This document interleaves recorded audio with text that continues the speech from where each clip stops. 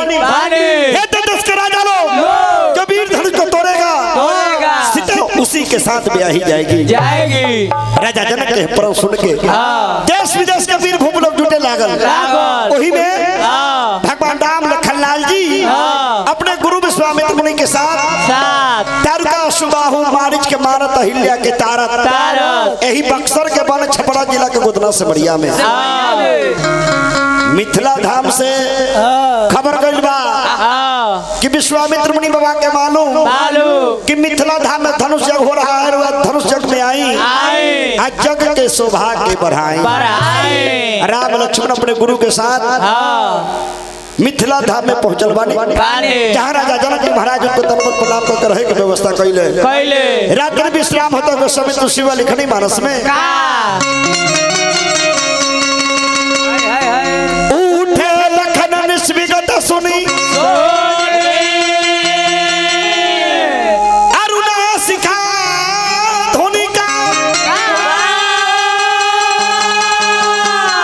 गुरु तो पहले जगतपति जागऊ राम सुजा।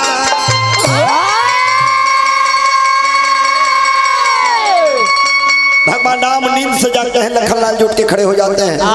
सकल सोच कर जाई रहा है नित्य निवाही मन सिर नाए समय जानू राज पाई चले प्रसन्न चल दिए दो यानी नित्य क्रिया से निवृत्त होके राम लक्ष्मण जी के आदेश भइलवा कि हे राम चलिए आदरणीय मने समय प्रभु धनाग सिंह मास्टर साहब की तरफ से 200 रुपये के आशीर्वाद मिलल बा। मास्टर साहब के प्रणाम कर चरण बंदन अभिनंदन आशीर्वाद के चाहवा आज धरती की जयकार बबुआ। जब राजा जनक जी महाराज प्रण कैले मिथिला के नर नारी चिंता करे लगले कैसे किया हो राजा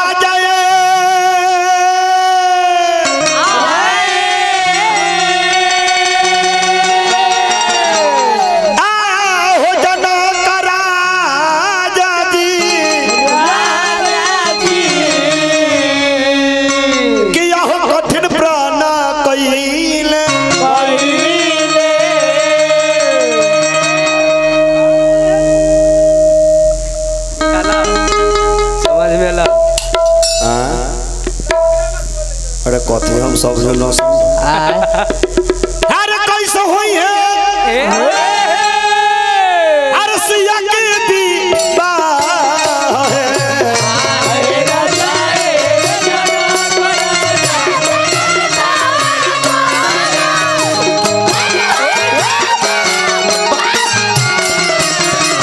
ये बाबा किया हो जे वीर तुरिहाना धनुहिया अरे जबीर तुरिहाना शिव के धनुहिया सिया डोली है अगलबा में हार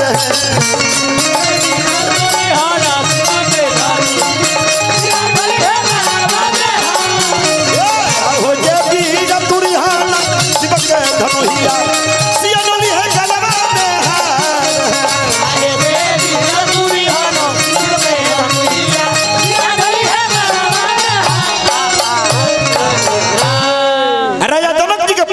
मिथिला के नरनारी डिरा गई किसी भी के धनुष कठोर धनुष टूट गई तो सीता जी के शादी हो कहीं ना टूटल तो सीता जी कुमारे रहिए बबुआ। अब इधर राम लक्ष्मण जी अपने गुरु विश्वामित्र मुनि के आदेश पाके फुलवारी में चंदन जाए से पहले तनी इनकर परिचय जरूरी है।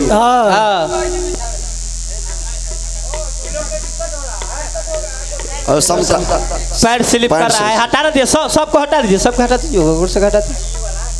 अच्छा वो देख ले चलो हाँ यहाँ देख यानी अपन परिचय आप जाइए 2 नंबर में आप रहिए 1 नंबर में। आपका नाम शिवम कुमार। शुभम कुमार। पप्पा के नाम गोलगप्पा। इको नाम गोलगप्पा इनकर बाबू के नाम पप्पा के नाम ललन महतो। ललन महतो। हाँ। मम्मी के नाम सीमा देवी।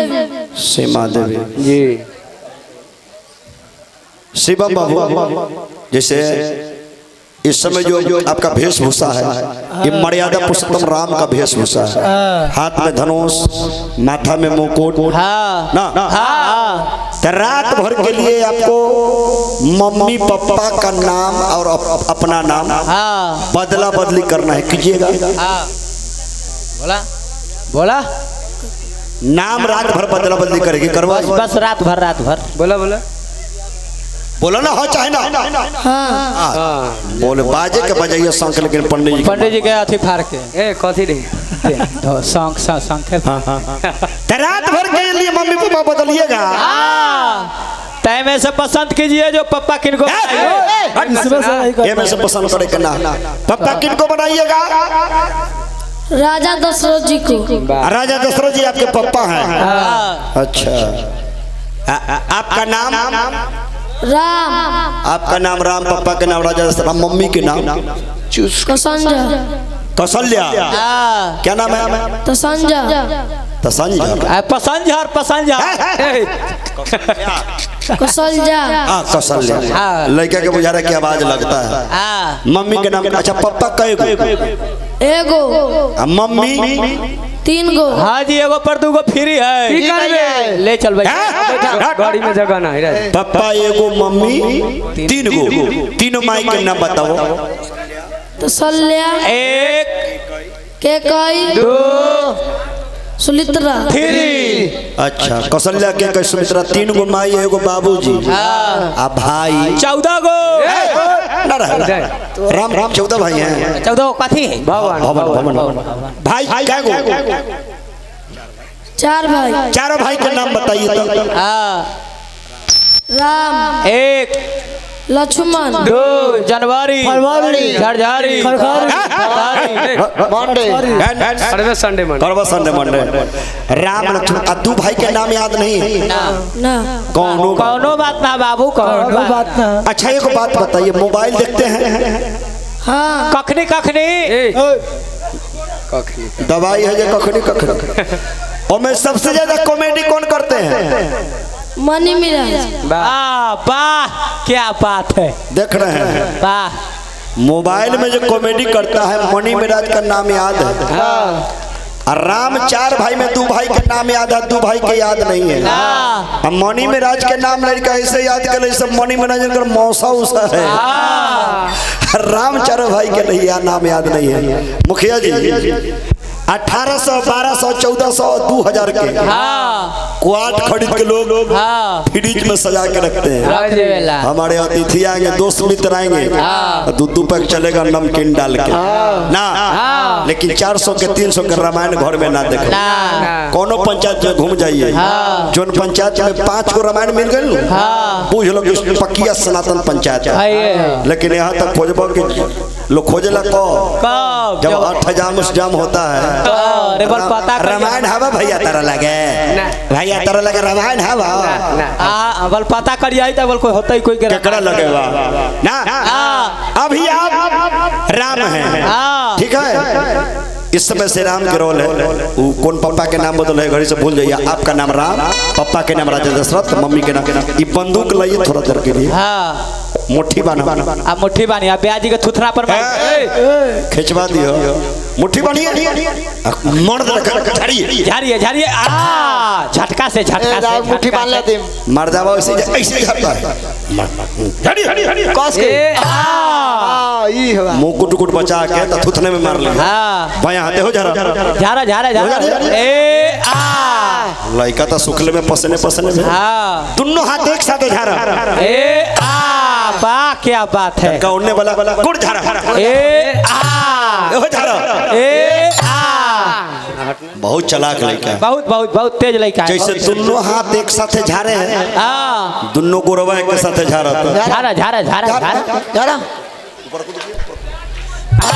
जियो बेटा। हम ना है ललका भैया आप बोले हैं बेटा। हाँ ये बोलो हम कोई के पिटवा देव तो इसे झगड़ा लगा। हम कहला तो कोनो के बेटा को बेटा कहे। ना ये बंदूक पकड़िए, आप जाइए 2 नंबर में। तेरे पंखा तो खड़ा हो। तनकाने चला आप आइए 1 नंबर में जी। आपका नाम? नीरज कुमार। जी जी आपका नाम? मेरा नाम पागल पिल्ला है। बाबू के? गिरा के झल्ला है। अरे वाली के? है रह जा। क्या नाम है? नीरज कुमार। बहुत अच्छा नीरज बाबू। पप्पा का नाम? जागरू मातो। तोर पापा के पूछ। है नारा बच्चों। पप्पा का नाम? सुरेश भगत। सुरेश भगत। वाह क्या बात है, लड़का को टनक देखिए। वाह क्या बात। मम्मी के नाम? चुसनी देवी। मम्मी के नाम क्या है? सिंधु देवी। सिंधु देवी। मैया आगे मैया सिंधुआ के छौरा है। बाप रे बाप के तागो हो गए मैया। तू कैसे जाती रे? अरे हम दोनों आदमी जोरे स्कूल में पढ़त रही रे। टिफिन में कदवा करे। आवाज कखनी रहा। सिंधु देवी के लड़का को बात बताइए। हाँ गाय के दूध पीला हो? हाँ। भैंसी के दूध? हाँ। चचा क्या है रे चचा के बच्चा? देखे तो सिंधु देवी के लड़का कहते हैं हम गाय का भी दूध पिए हैं, भैंसी का भी दूध पिए हैं। हाँ फिर एक मम्मी वाला दूध? इनकर मम्मी वाला दूध सेंटर में उठाना लगल है जेकर फैट के जोड़ा ना रहे। फैट पर फैट, फैट पर फैट, फैट पर फैट। उतरने आके फैट घट गया है। कैसे? गर्मी से दूध ना मिलावट करते हैं। मिलावट न दूध फट जाए। अभी आप सिंधु देवी के लड़का नहीं है, इस समय से आप लक्ष्मण खड़े हो जाइए। हाँ खड़ा हुआ। ये आपके बड़े भाई भराता श्री है, ठीक है, और ये आपके छोटे अनुज सखा लक्ष्मण है। आपका नाम इस समय से कौन क्या है? लक्ष्मण। हाँ। आपका नाम? राम। हाँ। ये कौन है? बड़े भैया भरता श्री। भरता श्री भराता श्री वाला। जहाँ जहाँ ये आपके बड़े भैया आगे रहेंगे हाँ आप इनके पीछे रहिए। हाँ। आगे आगे राम, पीछे पीछे। जितना लाइट बत्ती बढ़ रहा हाँ जी सबको जाकर फोड़ दीजिए। और भैया बांध दे। बाबूजी के लाइट लगल है। सारा ऑपरेटर मिलकर करंट के तार तरह देह में जोड़ दिए। सारा फोड़ना छोड़ जाएगा। नीचे घूमे के बाद, ठीक है। ये लाइट बत्ती जितना राजा जनक के फुलबाड़ी है, आगे आगे राम और पीछे घूमते रहना। बा लगा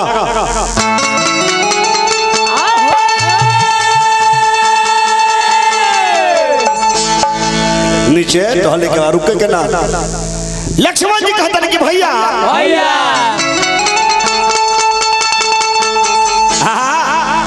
फुलबाड़िया भार बउआ अब बसवारी में नहीं जाएंगे। मौसा ने कहा ओ राम जी फुलबाड़िए भर बसवारी में गाछी में हो बस ए जो घुमा। राम कहम तो ध्यान दिए। वर्णन बनाई राम लक्ष्मण जी फुलबाड़ी के दुगे से करे लगले। कैसे?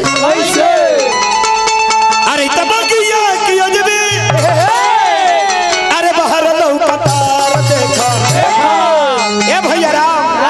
अरे देखा अरे फुलवा पे भौरा गुल देखो फुलवा पे भौरा गुल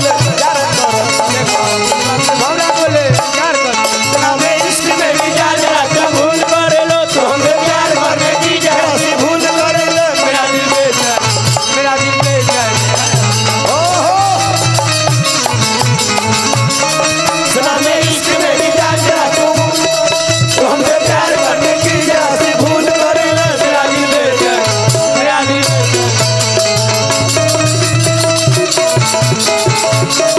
देखो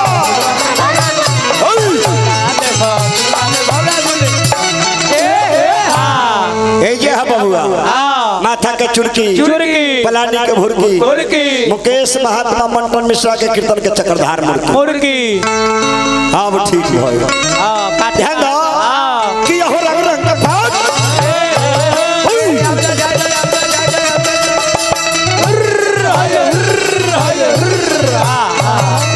चप्पा छोरा हवाला महात्मा जी से दावालो कथी के बबुआ राम नाम के जरिया खाइला के बाद बहुत फायदा करी। खाए के बताओ महात्मा जी क्या? भैया झूमे डाली डाली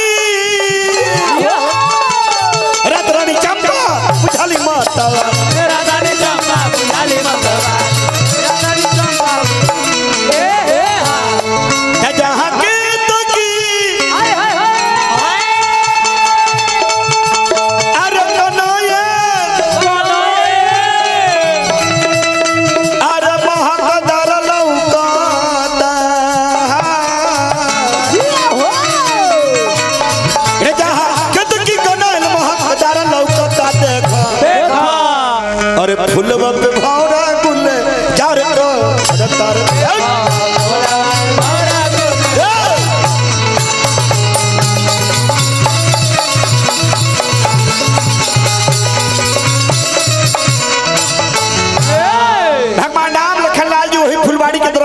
लगले जना फुलवाड़ी में एगो चंद्रकला नाम के मालिन रहले अब एगो माइक कर भैया देखिए ने सिस्टम को रीता को आप पीछे अपना सिस्टम पर ध्यान दीजिए सिस्टम पर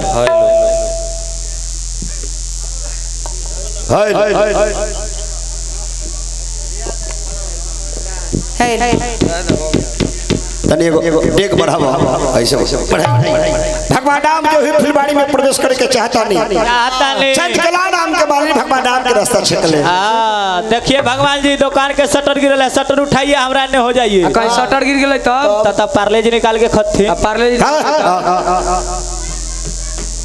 चली बाबू वीरेंद्र है मुखिया जी की तरफ से उनके समर्थक की तरफ से हजार के पुरस्कार पर प्रणाम अभिनंदन। हाँ रउआ के यहाँ कहाँ से नहीं है कितना भारी गलती कर देले बानी। रउआ जेंट्स बागीचा में जाए के चाहिए रउआ लेडीज में घुसे के प्रयास करता नहीं रउआ लगे तनिको डर बाकी ना बताई तो हाय हाय नहीं डरिए भगवान जी काहे रे बीच वाले में क्या है बीच वाले के मतलब बताई कितना भारी होगा गलती कैले बानी। हाँ इ लेडीज के फुलबाड़ी में लेडा सको तो का करैला का करैला हो बताई फूल तुरे हाँ देखी भैया हट जाना धंगा जाओ उनका देखे के दूसरा के कहले के देखी और नीचे दूसरे पर खुदे ना देख ले। अच्छा सब में पहला बात ही समझिए एम बनैले रहिएगा ना जब फलना के मारे के तो दौड़े जब हो तो नीचा तक आई ना हो ना ऊपर पर तक भैया के गलती चले के चाहे नीचे खूंटा उठा रहेला ईंट और पत्थर रहेला तब खूंटा के गलती है ना खूंटा के गलती बीच में आया क्या देखी हाँ रउआ फूल तोड़े से पहले पूरा खानदान के नाम बतावे के पड़ी सब में पहले अपन बाबूजी के नाम बतावे के पड़ी अपन माई के नाम बतावे के पड़ी अपन घर बतावे के पड़ी काहे से कि जबले रउआ बताई ना हम ही बागीचा में जाही ना दे काहे से कि पूरा बागीचा के मालकिन हम है हम ही बागीचा के मालिन है आ एमे हमार चले ओ हाउ तो हर तो चलते के कर गांव वाला के आप देखिए तू खाली बोलई है ना देखिए तू खाली बोलई है ना जया छुट्टी रहती तैया नाक बाहर कर देली सब गटैया छटैया बटैया सब कह देत। अच्छा चले प्रिंस टेंट एंड साउंड को रथ एवं आधुनिक पंडाल निर्माता गेली रे ना देखलाई रे आधुनिक पंडाल साउंड लाइट एवं सभी प्रकार के टेंट्स के सामान के लिए पधारे जिनके प्रोवाइडर हमारे राजीव बाबू उनका तरफ से हजारों के आशीर्वाद पुरस्कार मिलल बा सुरहत्था बेलसर वैशाली की धरती से हजारों के आशीर्वाद पुरस्कार बा प्रणाम अभिनंदन। अब राम जी से बोलनिए पता पूछले लक्ष्मण जी खिसिया मन के कल भैया तने साइड हो गया हमरा बतिया था साइड हो काहे कि सीधा से टेढ़ के बनाओ फड़िया ना औरी ऐसे देखबा औरी ऐसा यहां बाप रे फिर टाइट करो तो तू लगले टाइट कर लिया हां गिरे ना दिया गिरे फिर टाइट करो हां फिर टाइट करो हां जैसे सुने बता रहे हैं टोल टैक्स पर कभी गए हैं चार चक्का पर बैठ के ऐसे रहेगा अच्छा सही टिकट कट गए गाड़ी पास है फिर दूसरा गाड़ी गिर गइल बा जैसे ही तू माल कटवैलो 150 रुपया रहेला हां आई गाड़ी के नहीं कटा फिर जैसे ही गिरल ई गाड़ी के नहीं कटेगा ई गाड़ी के नहीं कटेगा काहे पीछे चक्का सटल ना है नंबर प्लेट में आप है ना लक्ष्मण जी खिसियार बड़े टाइट करो इसे दिखाओ हां ए मालिन क्या है टाइट मर्दा वाले हां कितना कुछ गिरे मत दिया हां ए मालिन क्या है रास्ता छोड़ नहीं तो आंख दूंगा फोर आई लव यू अरे बाप भगवान के ही गति अरे तोरी देख रहे हैं अच्छा इतना भारी डेंजर जे बात तू बोल रहा है आई लव यू हाय ई आई लव यू केकरा खातिर कहला अपना ला कि कोनो दूसरा ला केकरा खातिर ईमानदारी से बताइए पप्पा ला करे से एक्सरी बढ़ के दादाला कह दे तोरा हो अच्छा इन करे में पप्पा है कि कोनो गोटा हाथ उठा दी कोनो गोटा इनका पप्पा कने है कोनो गोटा हाथ उठा देखे अपने हाथ हमरा लड़का पसंद ना। लड़का के बाप के न देखू लंबाई या गुने चौड़ाई गुने पतराई न देखू देह पर गिर के धुंधा फटूठी सब बाहर हो जाओ। अच्छा लड़का कितना तेज है। गार्जियन जब मार्केट जाते हैं तो मास्टर साहब लड़का लोग फरमाइश करके दादा मिठाई ले ले या मम्मी के कॉफी ले ले या टॉफी ले ले या ना लड़का कितना तेज है। गुरुजी के जरे घूमे आए हैं कहते बोले पापा के लिए आई लव यू मतलब मम्मी बनावे के पूरा प्लान कर ले है ना।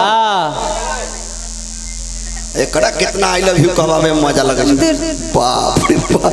लक्ष्मण जी खिसियान बानी लेकिन भगवान राम इनका नाम हम मर्यादा पुरुषों में उत्तम पुरुषोत्तम राम कुछ भी कहेंगे मर्यादा में कह के तनी आगे बढ़ा जाए। ऐसे कीजिए यहाँ दाहिना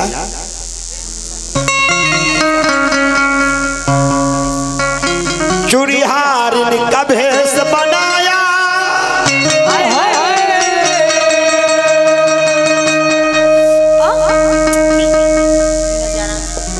माने वो धैले हथिन कि तू धैले हथिन।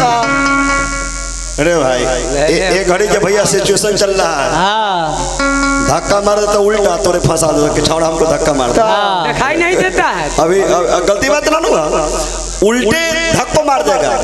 राजा पकड़ भुवनेश्वर चौक पर कोचिंग से लड़के लोग आई ओकरा साइकिल पर चलावे ठीक से रुक ना एगो बाबा जा रहा है तो पीछे से धोती उती सब फाड़ दिया उल्टे ओकरे पर गरम है लगे आपको देख के चले नहीं आता कहता है चलाने नहीं आता है। देखा भैया धुआं धुआं के कम कीजिए धुआं में घी डालो। अरे छलिया का भेष बनाया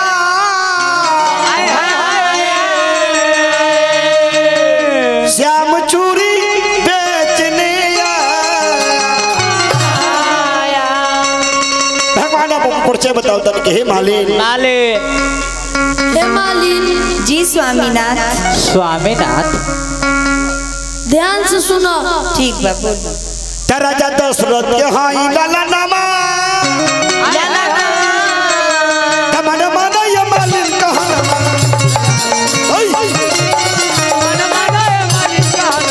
राजा दशरथ के हाई लाला नामा मन मन ये मालिन